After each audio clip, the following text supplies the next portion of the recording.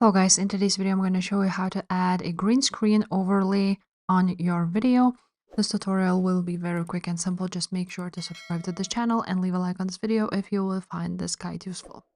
Now first of all, you want to of course add your video to the timeline, so just drag it like so.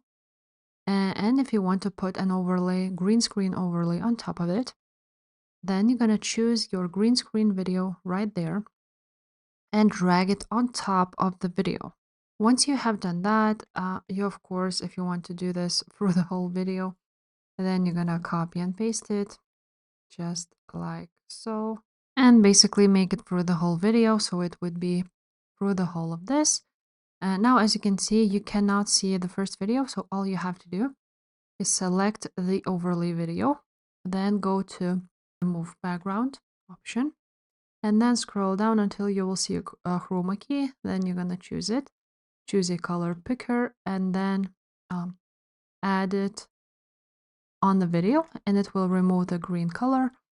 And just like that, you will have your video removed with the chroma key. That's how it would look like. If this video was helpful, guys, make sure to subscribe to this channel and leave a like on this video. Bye.